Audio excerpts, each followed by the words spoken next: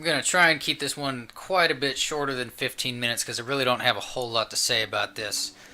This is Layers of Fear, developed by Bloober Team and distributed by Asper, I believe. Could be the other way around. Maybe Asper was a co-developer, I'm not really sure. The setup is that you are traveling through the mind of an insane painter that has a prosthetic leg, and I'm not really sure what the leg has to do with the story. But then again, I'm not really sure what was going on with the story because this motherfucker is very thin. In fact, the story's not just thin, it's damn near anorexic. I can honestly say that I didn't really get invested in this story at all. It didn't seem to pick up traction until the third chapter, and by then I was so goddamn bored I just wasn't interested in what was going on in it at all. You can pick up little notes and mementos that display a voiceover, or trigger a voiceover, I should say, every once in a while, and that's cool, but the problem is they are so far and few between that it just makes it very, very hard to get invested in this story, and I couldn't do it. I was unable to get interested in the story in this game at all. The gameplay, I'm just going to come right out and say it. I think this is a PT clone. Now, granted, I have not actually played PT. I was a little bit too late to the online party with my PlayStation 4 to get a hold of that. But based off what I've seen of that, and I watched a little bit of a Let's Play of it, and of course retrospectives about it and shit like that because it's such a legendary game now, this is nothing more than a PT wannabe. And I don't know if PT was better than this or not, but I gotta tell you, if this is the direction that survival horror, the genre, is moving in, I don't want any part of it, because this is one of the most boring fucking games I've ever played. You're gonna spend so much time walking around hallways and opening up cupboards and cabinets and closets that have absolutely nothing in them 95% of the time, and occasionally you'll be treated to a little jump scare, but for the most part you're just going to be walking around, you'll hit a dead end, and then once you hit the dead end, you'll turn around and the hallway is a completely different setup than what you just walked down. This has been described as psychedelic horror by the developers, and the psychedelic part fits. There's a lot of trippy elements to this, a lot of liquid effects with the paintings on the wall and shit like that. But in terms of horror, you've got the odd jump scare. Not very many, though. And I think that this game really, really, really wants to get inside of your head and make you question sanity and what's going on in the world around you, but it just doesn't do that.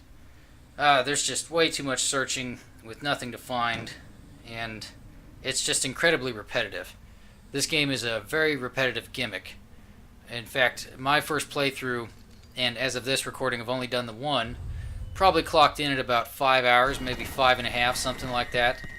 And I would say it was a good 3 hours into the game before I actually encountered anything that wasn't a hallway with a psychedelic effect on it. I encountered my first ghost after 3 hours, and then I died. And even then, I'm not really sure if I even died, because there was no game over screen, and when I respawned, I was in an entirely different location. So sometimes it seems like you'll run into these ghosts, and granted, these ghosts, I'm not kidding you, these things are incredibly rare.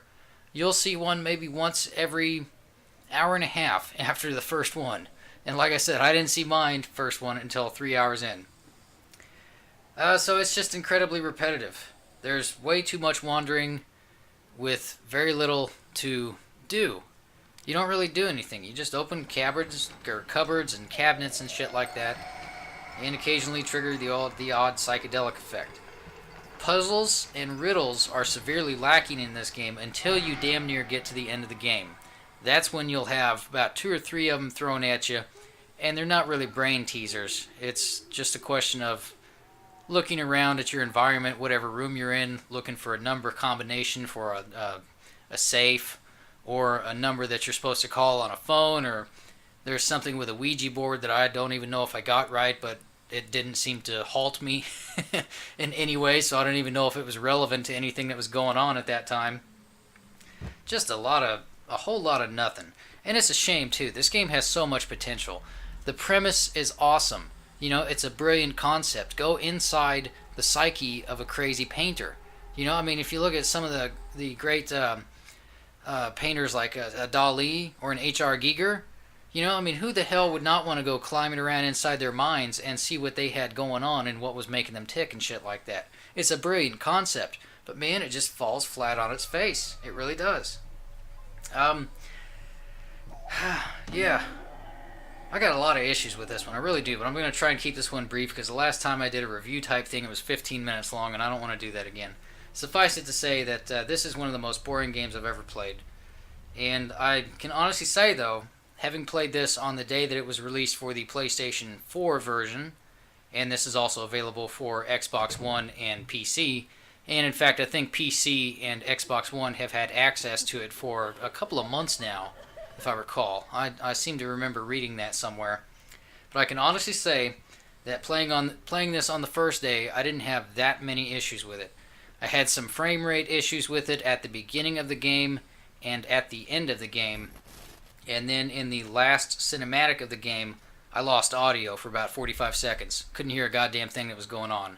Subtitles were turned on, people were talking, but I wasn't hearing anything, not even the music. And moving on to the music is good. When the music kicks in, it's awesome, it's touching. With the right visuals, it could be very, very moving. It definitely stands out in this game as one of the biggest highlights of it. That being said, I would not recommend buying this game just for the music. And if you can find the soundtrack for it, because I don't know if that's released or not, I would pick up the main theme, and that's pretty much it. I mean, it's traditional horror type music. Like I said, this game wants to get inside your head and really mess with your mind and scare you and shit like that. So you're going to have the traditional horror music stingers and the what do you call it whenever they just hold a note forever and a day, you know, the fiddles building up tension and shit like that. Doesn't really work though. Yeah, this is a terrible game. I can't recommend this at all. If you're going to pick this up, I would wait till it's on sale. It is not worth the $20 asking price on the PlayStation Network. It's just, God, you know, it's got so much potential. It looks great. The sound design is good. The music is good. It's just when you combine all of them with the anorexic storyline and severe lack of character development, it just falls short in so many ways. Yeah. A lot of Silent Hill references, though, if you're looking for those. So, you can find those for sure. Pretty obvious. You'll know them when you see them. But yeah, there you go. Final thoughts on Layers of Fear. One of the most boring experiences I've had with a game in a long time. And, you know, I'm fully capable of accepting new ideas and new genres, if you will. Like, if they really want to make psychedelic horror a genre, I'm okay with that. If it's done right, and most importantly, if it's fun to play, I'll give it a shot. And I will find something good about it. The thing about Layers of Fear is I did not have fun with this.